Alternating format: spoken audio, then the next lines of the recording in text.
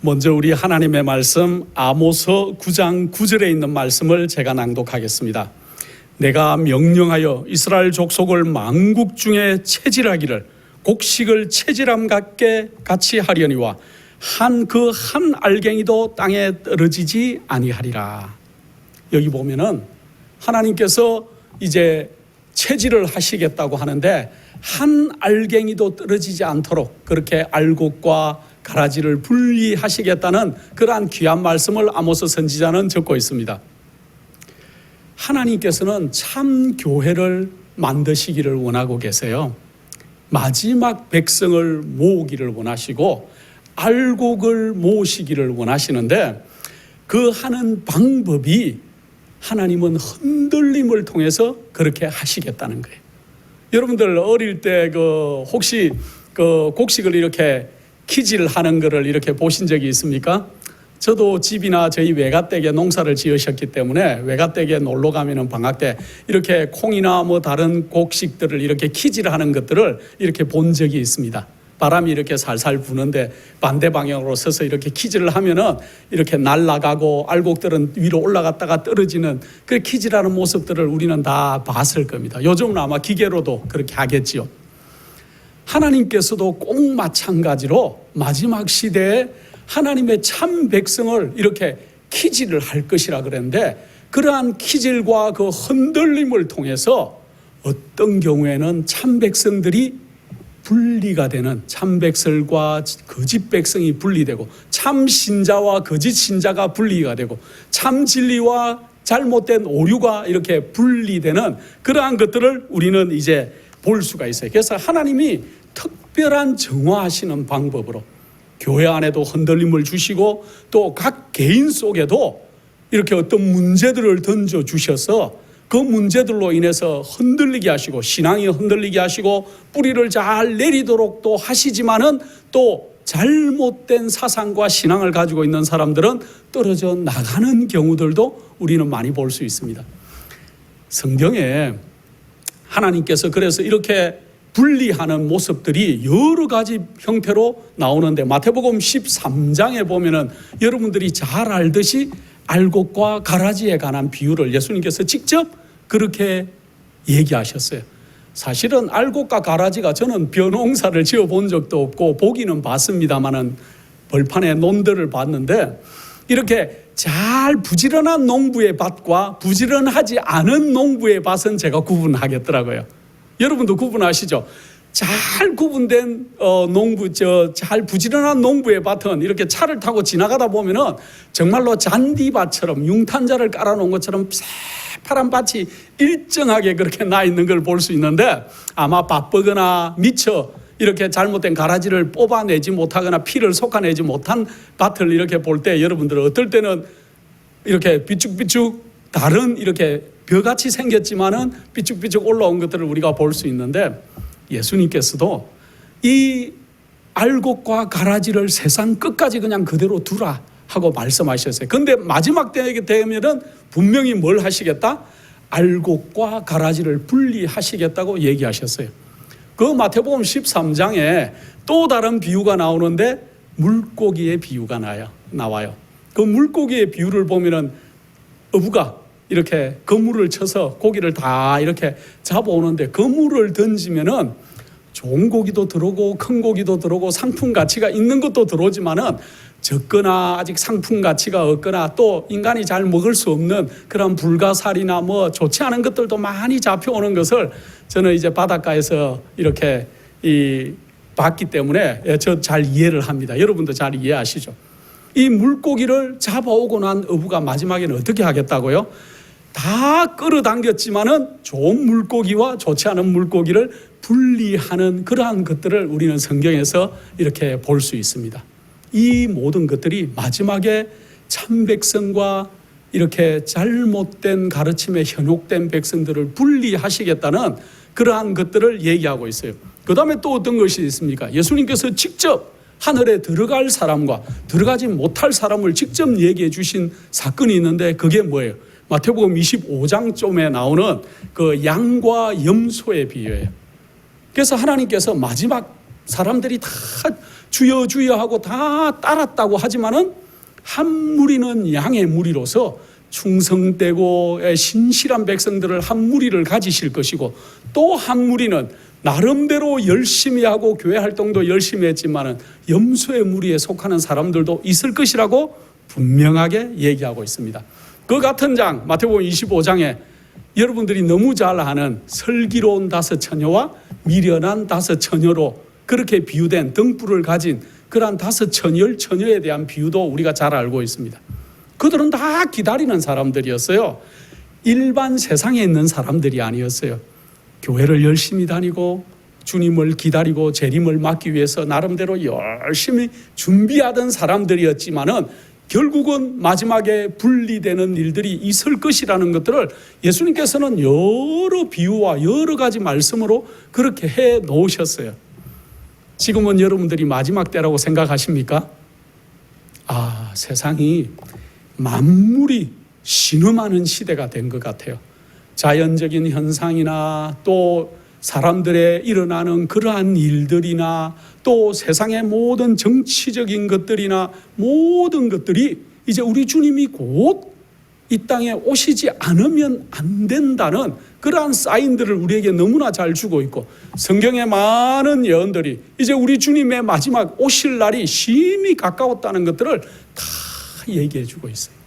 자, 이러한 때 우리는 정말 세상이 다 끝나가고 하늘에서 하늘의 마지막 정인을 찾으시는 이 마지막 시대에 여러분은 진짜 그리스도인들이십니까? 아니면은 나는 명목적인 그러한 그리스도인입니까? 아니면은 두려움으로 하나님의 심판이 있을 것이라 그러기 때문에 그 심판을 통과하기 위해서 두려움으로 하나님을 섬기는 그러한 백성들이십니까? 여러분, 정말 진리를 따라가는, 진리를 고수하는, 그 진리를 위해서 마지막 기별을 위해서 목숨을 거는, 인생을 거는 그러한 마지막 백성들이십니까? 아니면은 세상에도 한 발을 두고 또 마지막 백성들이 준비되어져 가는 모습들이 있다 그러니까 그곳에도 한 발을 두시고 저울질을 아직도 하고 계시는 그러한 백성들이십니까? 하나님께서 이제 곧 흔들림들을 지금 교회나 개인이나 가정에 다 허락을 하셔서 흔들림이 오는데, 오늘은 특별히 이 흔들림이 오는 그러한 이유들 가운데, 여러 가지 이유들 가운데 이 오류나 이설 때문에 자기도 모르게 흔들림에 떨어져 나가는 그러한 백성들이 이 땅에 있다는 것들을 우리가 안타깝게 여기는 마음으로 대표적인 2가지의 그 이설이나 오류를 한번 성경적으로 우리가 파헤쳐보는 그러한 시간을 갖도록 하겠습니다. 여러 가지 성경에는 성경에 나오지 않는 잘못된 오류들이 많이 있어요. 특별히 지옥설이라든지 또 세크라멘트, 성체설이라든지 여러 가지 또 이렇게 연옥이라든지 별의 별 우상을 숭배하는 그러한 것들이라든지 별게 다 있지만은 그런 것들은 여러분들이 너무 잘 아시기 때문에 오늘은 다 접어두고 대표적인 2가지 원죄설과 영혼 불멸 사상에 대해서 우리가 한번 성경적으로 이것이 정말 맞는 건지 한번 얘기해 보는 시간을 갖도록 그렇게 하겠습니다. 요한계시록에 보면은 요한은 마지막 때 요한계시록 14장 8절에 이렇게 얘기하고 있죠. 또 다른 천사 곧 둘째가 그 뒤를 따라 말하되 무너졌도다 무너졌도다 큰 성 바벨론이여 모든 나라를 그 음행으로 인하여 진노의 포도주로 먹이던 자로다 하더라 하고 둘째 천사가 하는 얘기를 기록하고 있습니다. 자, 바벨론이 무너지는데 여기 보면은 진노의 포도주로 먹이던 자로다. 이 진노의 포도주가 여러분들 잘 아시죠? 잘못된 복음, 잘못된 가르침, 오류나 이설로 인해서 많은 사람들이 이제 어려움을 당할 것이라는 그러한 얘기를 취하게 될 것이라는 것들을 얘기하고 있습니다. 그래서 마지막 사람을 취하게 하는 마지막 그 진노의 포도주, 잘못된 가르침, 잘못된 복음, 그리고 오류, 이설을 전파하는 사람들이 얼마나 이 땅에 많고 또 교회 안에 그러한 것들이 은연중에 얼마나 많이 파고 들어와서 있는지, 그런데 이러한 것들에 심취를 하고 자기도 모르게 그런 것들에 따라가면은 하나님의 놀라운 구원의 방법과 또 하나님의 놀라운 사랑을 깨달지 못하게 되고 마지막 복음을 잘 이해를 못하게 되는 그러한 것으로 연결된다는 것들을 우리가 알 수 있고, 그리고 결국은 마지막에 이러한 사람들은 영생을 잃어버리는 거예요. 평생을 교회 안에서 봉사하고 복음을 쫓아간다 그러고 또 목사님과 또 가르치는 사람들의 말씀을 듣고 성경을 연구한다고 했는데 잘못된 이러한 사상에 빠져 있으면은 그러한 것들이 그냥 자기는 영원한 영생을 잃어버리는 그러한 결과로 온다는 것들을 우리가 잘 기억할 필요가 있습니다. 사단은 옛날 고대 바벨로니아로부터 시작해서 이 아주 이설들을 만들어내기 시작하는데 명수였어요.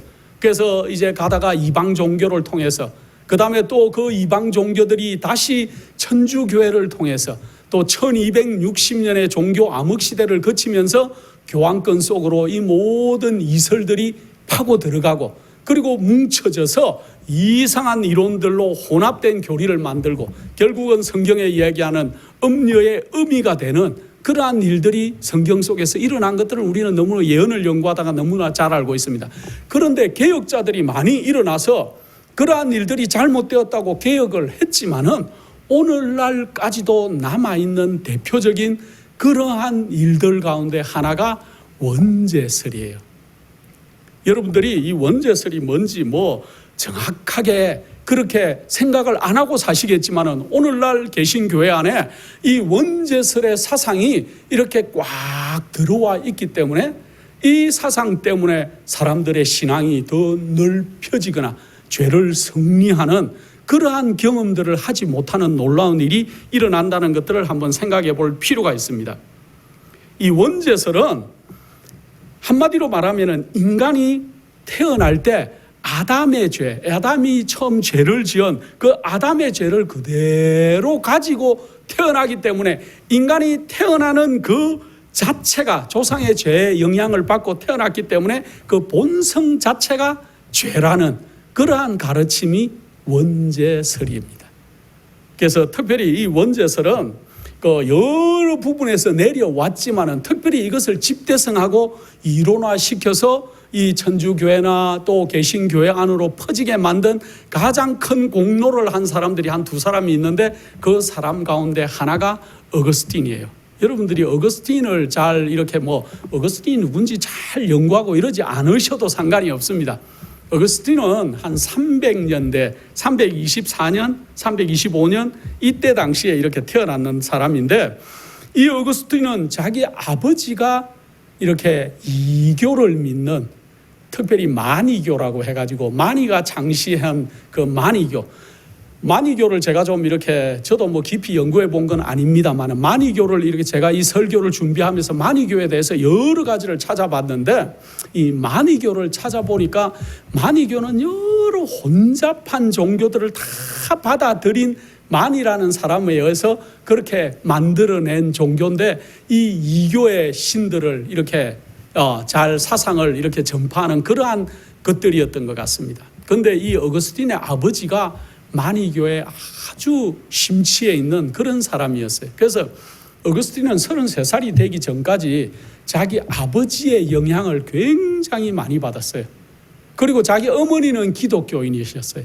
그래서 아버지의 이교의 영향도 받았고 어머니의 기독교 사상도 이제 나중에 받아들이고 이렇게 함으로 인해 가지고 그가 이제 학자로서 연구할 때 그의 모든 것들이 이교에서 받았던 그 사상과 그 다음에 또 한 가지 중요한 것은 이 어거스틴은 이제 그가 젊었을 때 성적으로 굉장히 문란한 생활을 했다고 책에 나와 있어요. 예. 그래서 그가 아주 유학을 이태리도 가고 또 로마도 가고 또 다른 곳에도 아버지가 이렇게 교육열이 높았기 때문에 그를 이렇게 공부시키러 여러 곳들을 다 보냈기 때문에 그가 젊은 시절에 방탕하게 지냈다 그랬어요. 그런데 그렇게 하면서 죄는 자기가 이길 수 없다는 사상을 자기 스스로가 가지고 있었고 자기 아버지의 이교의 사상도 받아들여서 그가 이제 그런 것들을 나중에 기독교인으로 되고 난 다음에 집대성해서 쓴 그러한 것들이 사상들이 이 원죄설 안에 많이 들어가 있어요. 그래서 인간은 태어나면서부터 그냥 죄인이라는 거예요. 예. 태어난 자체가 죄라는, 한마디로 말하면 태어난 자체가 죄인이라는 그러한 사상을 집대성하는 그러한 일들이 있었습니다. 그래서 그가 나중에 차메록이라는 그러한 글도 쓴 훌륭한 신학자였지만은 그는 하나님의 사랑 때문에 사람이 나중에 거듭나고 성화되고 또 그리스도의 사랑으로 사람이 변화되는 그러한 놀라움들을 본인 스스로가 깨달아 본 적이 없었기 때문에 그가 이 모든 것들을 이해할 수가 없었다는 거죠. 그래서 특별히 사람이 태어나면서 유전적으로 물려받는 타락하고 이기적인 본성 자체를 죄로 생각했던 이 어거스틴에 있어서 죄는 결코 이길 수 없는 것이라는 그 사상이 그의 머릿속에 꽉 이렇게 박혀 있었어요. 그래서 그가 태어날 때부터 이어받아 있는 타락한 본성 그 자체를 죄라고 그가 계속 사람들에게 가르치기 시작했다는 거죠. 그리고 그는 모든 인류가 아담이 범죄했을 때 함께 범죄한 것이나 마찬가지이기 때문에 우리도 아담의 범죄의 책임을 물려받고 태어난다고 그렇게 믿고 있었어요. 그렇기 때문에 우리는 태어날 때부터 우리가 범하지 않은 조상의 죄 때문에 그냥 본성적으로 죄인이라는 그러한 사상을 가지고 있는 것이 원죄론의 사상이에요. 그런데 성경이 말하는 것은 이렇게 말하는 것이 아닙니다. 성경은 어떻게 가르칩니까? 죄는 우리가 태어나는 죄된 상태를 말하는 것이 아니고 우리가 앞으로 죄를 선택할 때 그것이 이제 죄가 된다고 성경은 그렇게 말씀하고 있어요. 그래서 하나님의 말씀이나 계명을 마음의 행위로부터 이렇게 거절하는 불순종이 죄가 된다고 그렇게 얘기하고, 또 사람의 마음속에 속삭이시는 성령의 음성을 계속 거절하면, 그리고 죄를 선택하면은 그때 죄가 된다고 성경은 정확하게 그렇게 가르치고 있어요. 그래서 하나님께 온전한 마음을 바치고 성령의 능력을 힘입어 살아가면서 그리스도인은 죄를 승리하고 정복하는 순종의 생애를 살 수 있다는 것이 성경이 가르치는 사상이에요. 그래서 예수 그리스도의 은혜로 우리가 죄로부터 승리할 수 있다는 것이 성경의 가르침이지만은 원죄론의 사상은 태어날 때부터 물려받은 그 본성적인 죄 때문에 죄에서 이길 수 없다는 사상을 강조하는 거죠. 그래서 존재 자체가 죄다.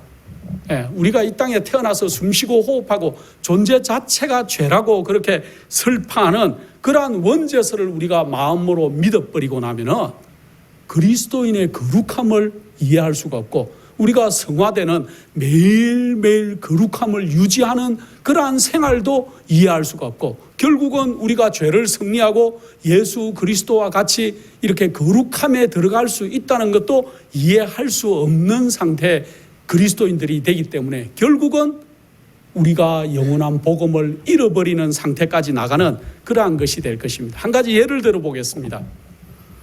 어린아이가 이제 갓 태어났어요. 태어났는데 어떤 연유에서인지 태어나자마자 죽는 아이들이 있죠. 그 아이는 태어나자마자 목숨을 잃었어요. 그러면 그 아이는 죄인입니까? 우리가 신앙을 하든지 성경을 알든지 성경을 모르든지 한번 양심적으로 여러분들이 한번 생각해 보시기 바랍니다. 어떤 아이가 태어났는데 태어나자마자 응애 한번 하지도 못하고 목숨을 잃었다. 죽었다. 그러면 그 아이는 죄인입니까? 아닙니까?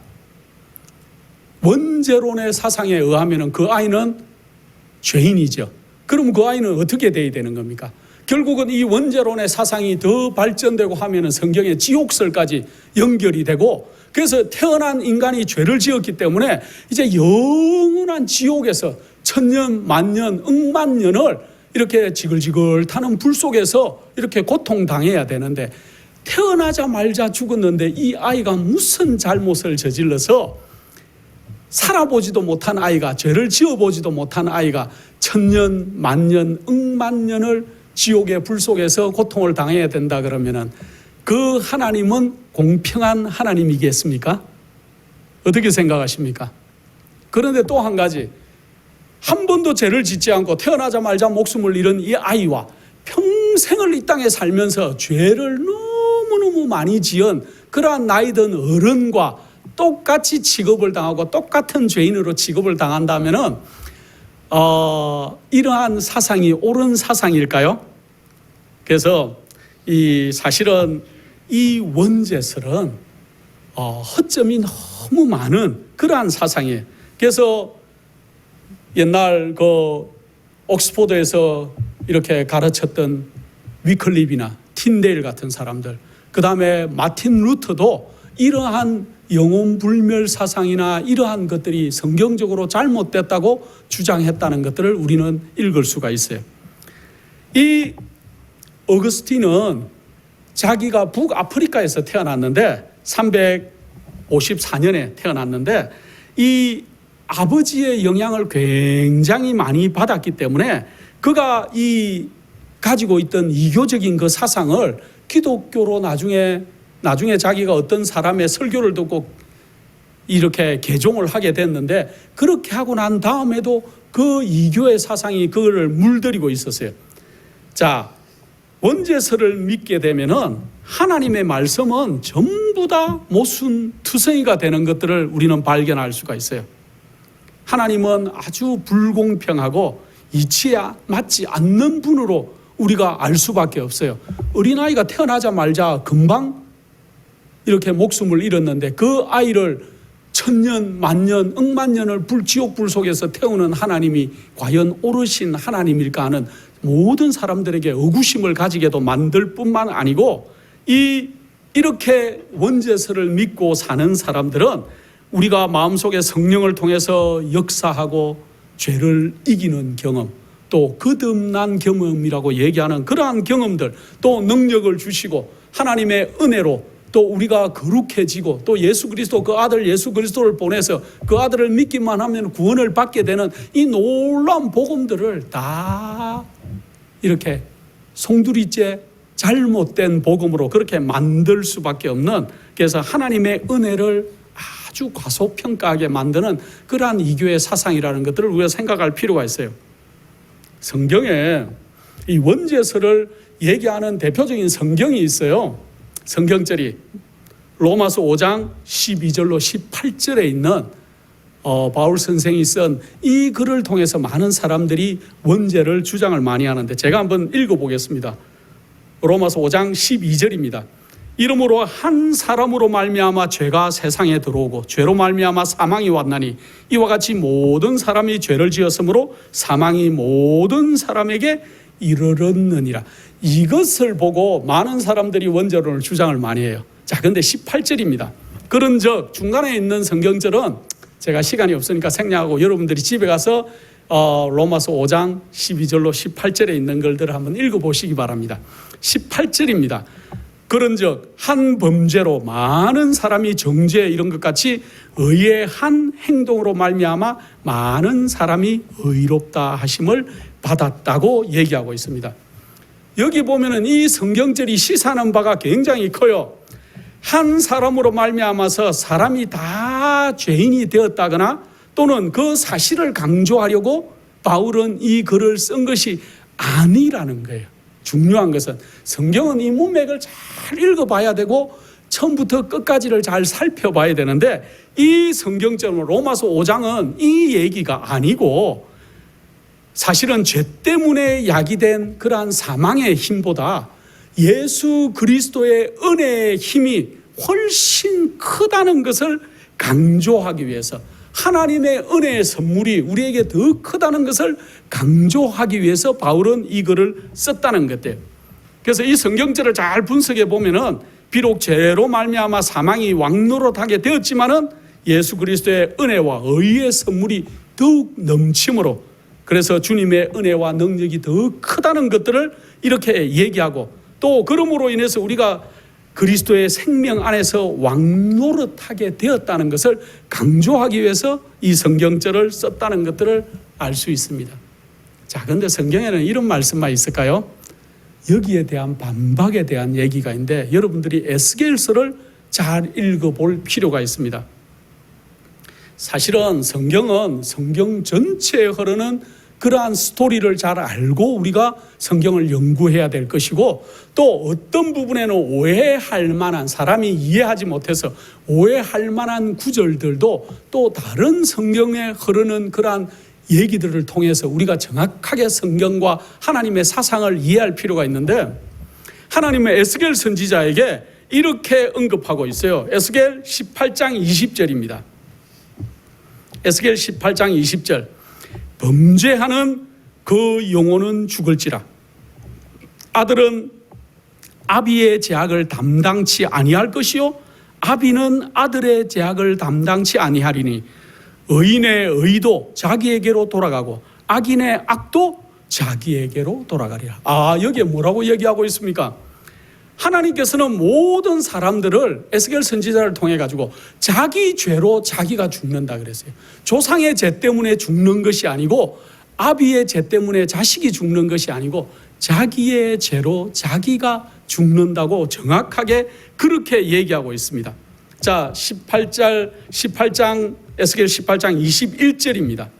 그러나 악인이 만일 그 행한 모든 죄에서 돌이켜 떠나 내 모든 율례를 지키고 법과 의를 행하면 정녕 살고 죽지 아니할 것이라 하고 얘기하고 있습니다. 그 다음 절 22절에 그 범죄한 것이 하나도 기억되지 아니하리니 그 행한 의로 인하여 살리라 하고 얘기하고 있어요.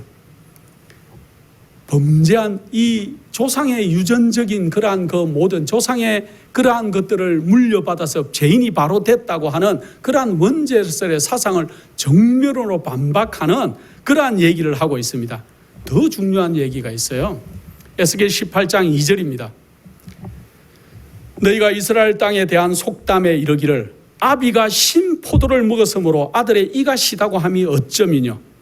여기 보면은 참 놀라운 말을 적고 있습니다. 아비가 신 포도를 먹었는데 아들이 이가 시다. 이스라엘 백성들이 그때 조상의 죄 때문을 물려받았다는 그러한 얘기 때문에 그런 것을 얘기할 때 하나님께서 여기에 에스겔을 통해서 아비가 신 포도를 먹었는데 아들이 이가 시다. 이건 말이 안 된다는 얘기를 하고 있습니다. 그런데 그 얘기를 에스겔 선지자만 한 게 아니고 예레미야 선지자가 또 같은 얘기를 한 것을 우리가 읽을 수가 있습니다. 예레미야 31장 29절. 그때 그들이 다시 이르기를 아비가 신 포도를 먹었으므로 아들의 이가 시다 하지 아니하겠고, 그렇게 얘기합니다. 또 30절입니다. 신 포도를 먹는 자마다 그 이가 심같이 각기 자기 죄악으로만 죽으리라. 얼마나 성경은 정확합니까? 조상의 그러한 그 아담의 죄를 물려받아서 아기가 태어나자마자 죄인이 되는 것이 아니고, 각자 죄를 선택할 때 자기의 죄로 죽으리라.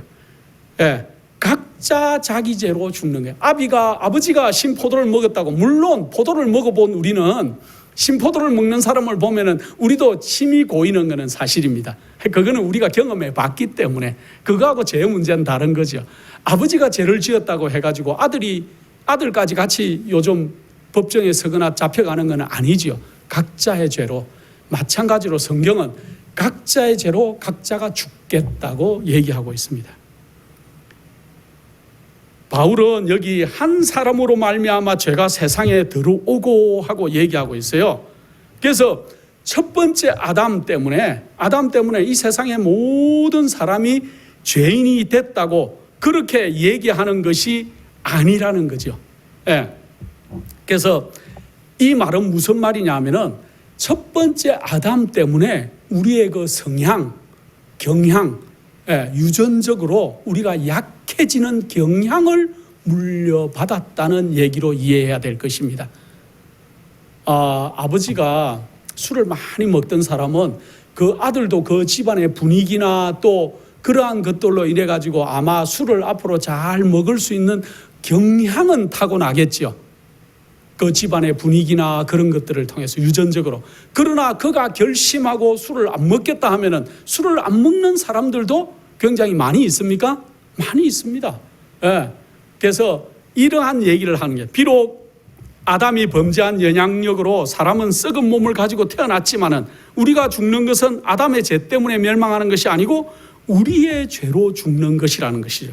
그러므로 아담이 지은 죄 때문에 우리가 정죄받는 것이 아니고 자신의 죄 때문에, 자기의 죄 때문에 사망과 멸망에 이르는 것이라는 거죠. 그래서 첫째 아담이 범죄함으로 자동적으로 죄의 책임과 정죄를 받고 죄인이 되는 것이 아니라 그 죄의 속성과 연약성, 죄로 기울어지는 경향을 우리가 물려받았다는 것들을 바울은 얘기하고 있어요. 그리고 존재 자체가, 사람이 태어난 존재 자체가 죄인이다. 그러면은 죄인이 하늘에 갈 수 있습니까? 죄인은 하늘에 갈 수가 없죠. 그런데 성경에 보면은 에녹이나 엘리야가 살아서 하늘로 승천했습니까? 하늘로 살아서 승천했습니다. 원죄론의 사상에 의하면은 이 사람들은 죄인이기 때문에 타고난 죄인들이라 하늘로 갈 수 있는 사람들이 아니지요. 그러나 예수 그리스도의 은혜가 그들을 살아서 하늘로 데리고 갈 수 있는 것이라는 것들은 성경은 얘기하고 있습니다. 또 한 가지, 로마서 5장 18절에 보면은 어폐가 있어요. 많은 사람들이 잘못 이해하는데, 아까도 읽었습니다만은, 그런즉 한 범죄로 많은 사람이 정죄에 이른 것 같이 의의 한 행동으로 많은 사람이 의에 이르렀다 하고 표현하고 있습니다. 여기 착각하는 게 있어요. 한 범죄로, 아담의 범죄로 모든 사람이 범죄했다고 얘기하지 않았어요. 어떻게 얘기하고 있습니까? 여기에 한 범죄로 많은 사람이 정죄함을 받았다, 영향을 많이 받았다는, 그와 마찬가지로 예수 그리스도의 그러한 그 의로운 그 행위로 많은 사람이, 모든 사람이 의를 이루었다는 게, 자, 그러면 역설적으로 아담 때문에 모든 사람은 태어나자마자 죄인이라 그러면은 그 아담으로 인해서 모든 사람이 죄인이 됐다고 가정을 하십시다. 그러면은 성경적으로 예수 그리스도 한 사람 때문에 모든 사람이 그럼 의인이 돼야 돼요. 맞습니까? 아담 한 사람 때문에 모든 사람이 죄인이 됐으니까 예수 그리스도의 둘째 아담이신 예수 그리스도를 통해 가지고 모든 사람은 의인이 돼야 되는데 그것은 아니라는 거죠. 받아들이는 사람들, 예수 그리스도의 복음을 받아들인 사람들이 의인이 되는 것과 마찬가지로 아담의 죄의 경향은, 또 영향력은 우리가 타고 났을지 모르지만, 연약한 육체 성향들을 타고 났을지 모르지만, 우리 각자가 죄를 선택하거나 죄를 지을 때 우리는 죄인이 된다는 것들을 명심할 필요가 있는 것이죠. 그래서 예수 그리스도로 인해서 모든 사람이 의인이 되지 않는 것과 마찬가지로 역설적으로 얘기하면 그렇다는 것들을 우리가 한번 알 필요가 있습니다. 그래서 원죄서를 미절 때 야기되는 죄의 정의와 예수 그리스도의 본성, 그래서 이게 이제 잘못 이렇게 얘기하게 되면은 사실은 예수 그리스도도 태어나면은 이 땅에 태어난 모든 사람들이 죄인이기 때문에, 예수님도 마리아를 통해서 이 땅에 태어났기 때문에 예수님도 그러면은 죄인이십니까?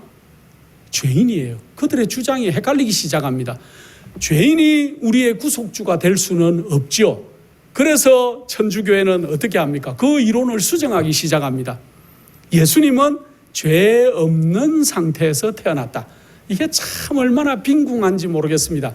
그들의 이론을 계속 원죄서를 주장을 하려고 하다 보니까 나중에 누구에게 가서 막힙니까? 예수 그리스도께 가서 막히니까 예수님을 우리와 다른 본성을 가지고 왔다고 주장하기 시작합니다. 그래서 우리는 죄인의 본성이지만 예수 그리스도는 무염시태설, 마리아가 아주 죄가 없는 상태에서 예수 그리스도를 이렇게 태어나게 만들었다는 무염시태설이라는 정말 회개한 주장을 또 이렇게 하게 되는 오류를 발견하게 됩니다.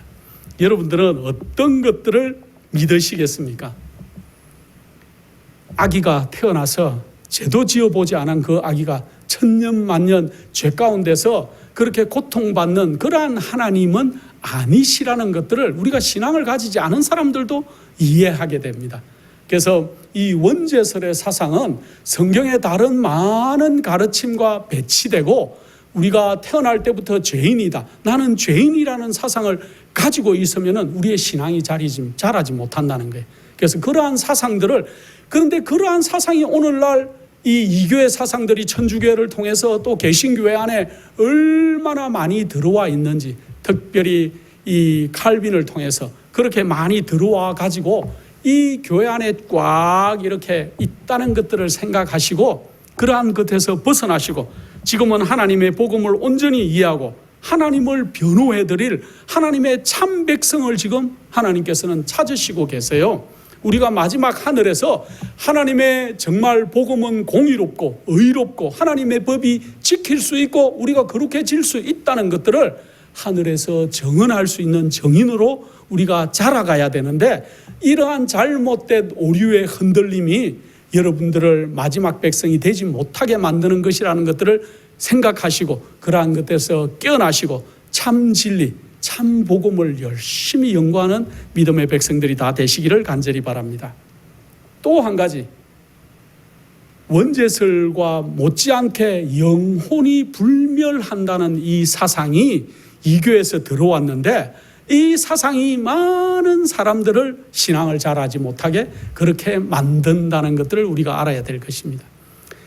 영혼불멸 사상은 뭐냐 하면 사람이 죽으면은 적시로 그 육체와 영혼이 분리되어 가지고 육체는 이제 죽었지만 영혼은 영원히 살아서 천국으로 가든지 어떤 사람들은 지옥으로 가든지 또 어떤 사람은 애매하게 연옥에 가가지고 영원히 있다는 거예요.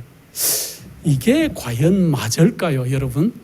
성경적으로 사람이 죽었는데 육체는 죽었지만 영혼은 살아서 적시로, 그래서 많은 개신교에서 장례식을 할 때 뭐라고 얘기하는 걸 많이 듣습니까? 성도님이 소천하셨습니다.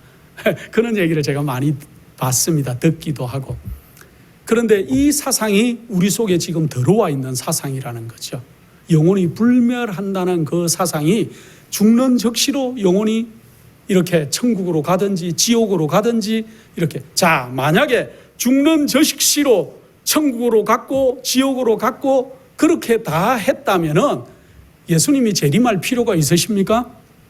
벌써 다 가 있는데 그 다음에 부활이 필요할까요? 다시 일으키는 또 마지막 심판이 필요할까요? 다 결정이 나서 다 가 있는데 벌써 이러한 것들이 심각한 오류라는 것들을 우리가 한번 성경으로 생각을 해볼 필요가 있습니다. 많은 사람들이 영혼불멸 사상을 믿게 되면은 이상한 오류와 이설에 빠지기 쉽고 사단의 기만에 빠지게 되는 거예요. 그래서 마지막에 사단은 죽은 사람들을 살아나게 만들 거예요. 강신술을 통해서. 그래서 많은 사람들이 그러한 자기가 전에 알았던 자기의 친구, 부모님, 또 자녀들 이러한 강신술을 통해서 사단이 모방해낼 때 그러한 것들에 빠지게 될 것이고, 오늘날의 영혼불멸 사상은 드라마나 영화나 노래나 소설 속에 얼마나 비일비재하게 사단이 파고들고 존재하는지 모르겠습니다. 하나님께서는 사단이 제일 먼저 한 거짓말이 뭡니까? 하와에게. 하나님께서는 이 선악과를 먹는 적시 어떻게 하겠다 그랬습니까? 너가 먹는 날에는 죽으리라 그랬어요.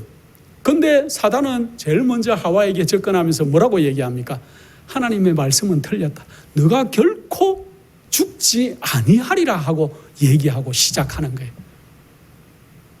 그래서 하나님의 말씀이 옳으신지 사단의 말이 맞는지가 지금 인류 역사 대대로 그렇게 표현되고 있는데 그 사상이 영혼불멸 사상 속에 들어가 있다는 거예요. 그러나 하나님은 로마서 6장 23절에 죄의 값 싹은 사망이라고 분명하게 얘기하고 있고 범죄하는 그 영혼은 죽으리라고 에스겔서에도 분명하게 얘기하고 하나님은 있어요. 그래서 사람은 죄를 지으면 분명하게 죽겠다. 그러나 사단은 죽지 않는다. 그렇게 얘기하고 있어요. 그래서 육체가 죽은 후에도 영혼은 죽지 않고 영원히 산다는데 이 사상이 어디서 왔을까? 사실은 사탄이 고대 바빌로니아나 그 다음에 또 그 바빌로니아의 그 사상들이, 이교의 사상들이 다시 이집트의 이상한 신비 종교하고 이제 연합이 되고 그러한 것들이 다시 또 세월이 지나가지고 헬레니즘 문화와 또 연합이 되고, 그래서 특별히 여러분들이 잘 아는 5세기경의 소크라테스는 그 소크라테스가 유명한 그러한 그 철학자죠. 그의 제자, 수제자 플라톤도 유명하고, 특별히 소크라테스와 플라톤이 이러한 영혼 불멸 사상을 많이 주창한 그러한 그 철학자들이었어요. 특별히 소크라테스는 그의 그 처가 악처였기 때문에 그가 늘 괴로움 가운데 살았는가 봅니다. 이 육체 감옥에서 이제 그가 죽으면은 육체는 있지만은 이 육체 감옥에서 영혼이 이렇게 떨어져 나와가지고 이데아라고 하는 그러한 공간으로 간다는 그러한 사상을 설파하기 시작했어요. 그런데 그에게 배운 플라톤은 그러한 사상을 더 집대성해가지고 그가 나중에는 파이돈이라는 그 책을 쓰면서 거기에 많은 것들을 더 영혼이 이렇게 분리돼서 이렇게 있을 수 있다는 것들을 집대성하게 되는데, 이러한 것들이 나중에 더 발전되고 그렇게 어거스틴이나 칼빈을 통해서 더 이렇게 이 발전되어 왔다는 것들을 우리가 볼 수 있습니다. 그런데 유대교의 대백과사전에 이런 말을 기록하고 있어요. 영혼 불멸의 신앙은 헬라 사상, 특별히 바빌로니아와 이집트 사상을 이상하게 혼합한 신비 종교를 통하여 그것들을 받아들인 주창자인 플라톤의 철학과 접촉에 의해서 유대인에게 도입되었다고 옛날에 유대인들은 그렇게 설명을 하고 있습니다.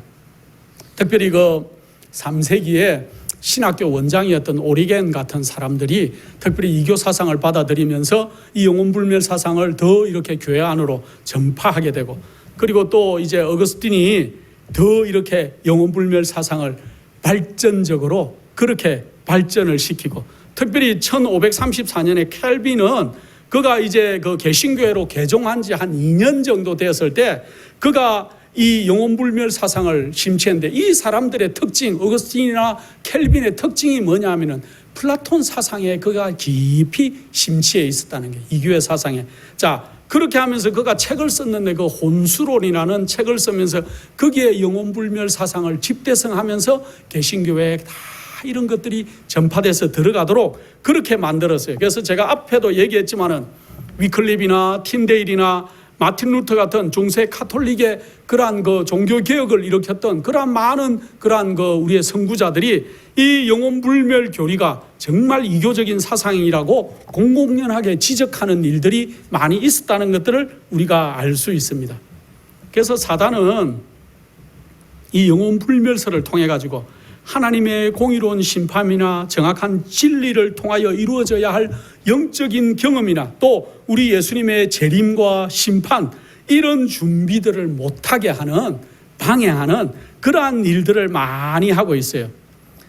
만약에 영혼이 죽어도 영원히 산다면은 여러분들이 앞으로 하늘에 갔는데 그 영혼이 살아서 지옥에서 자기의 그 식구들, 특별히 뭐 어머니나 아버지나 자녀들이, 형제들이 지옥불에 이렇게 계속 살아 있다면은 그게 정말로 그 하늘이 될까요? 예. 그리고 또 이 하루나 이틀 살았는 어린아이나 또 100년을 살았다고 하는 사람이나 100년 정도밖에 이 땅에 살지 못했는데 1000년, 만년, 억만년을 고통 가운데 영원히 죽지 않고 영원히 산다는 이 사상은 정말로 신앙하고 상관이 없는, 성경과도 상관이 없는 사단이 고안해낸 정말로 사람들을 신앙에 안착하지 못하게 하는 그러한 도구에 불과하다는 것들을 이렇게 이해할 필요가 있습니다. 영혼불멸설은 죄를 지어도 죽지 않는다는 그 사단의 기만하고 또 인간의 이기심, 결코 죽고 싶지 않은 인간의 이기심이 이렇게 합작된 그러한 작품이라고 봐야 돼요. 하나님께서는 죄를 짓고 죄의 값인 사망을 선고받은 사람이라 할지라도 우리 예수님의 교회 보혈의 공로를 힘입으면 그가 다시 살 수 있다는 그러한 보장을 성경을 통해서 마련해 주셨어요.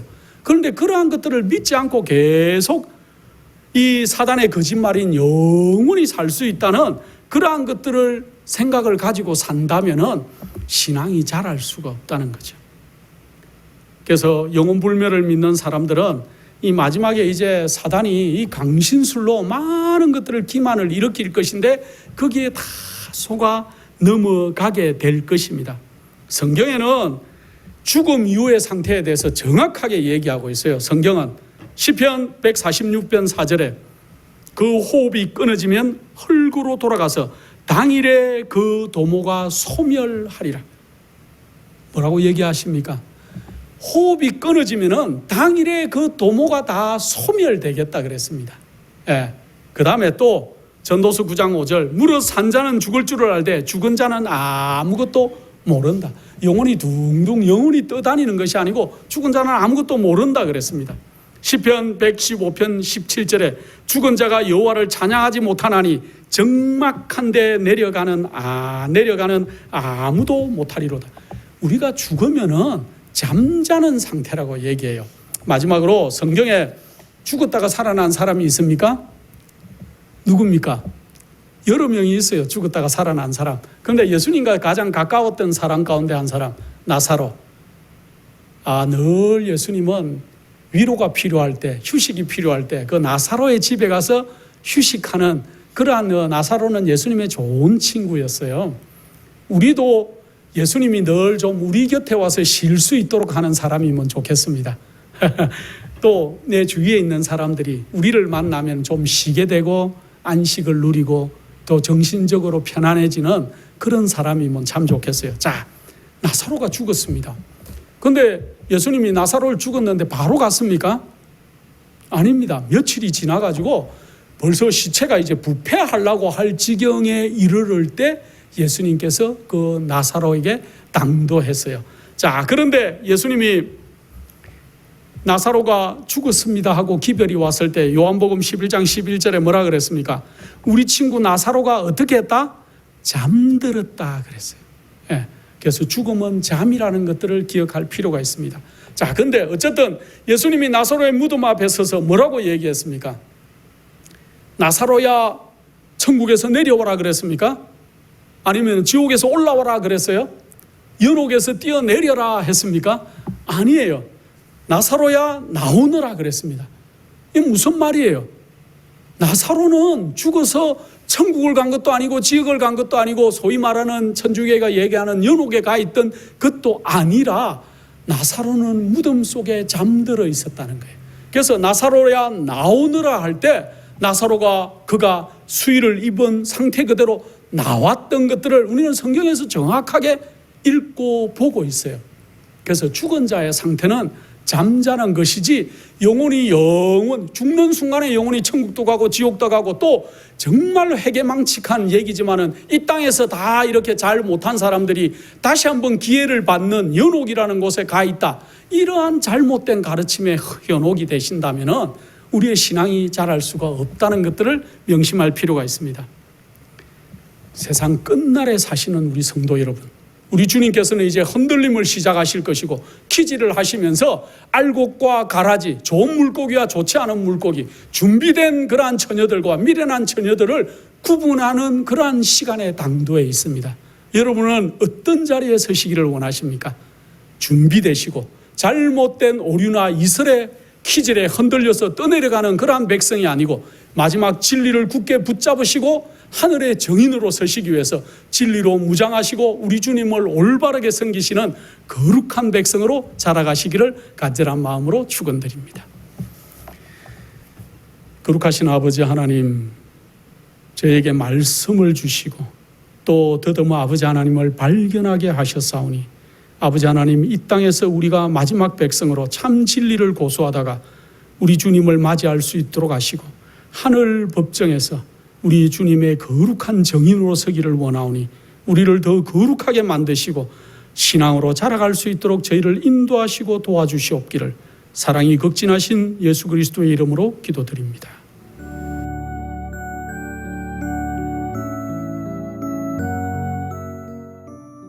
예수님의 재림이 가까워오고 있습니다.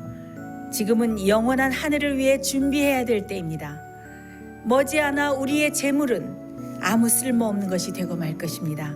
하나님께 은혜를 받으셨다면 받으신 축복을 생애의 빛 복음 사업을 위해서 나누지 않으시렵니까?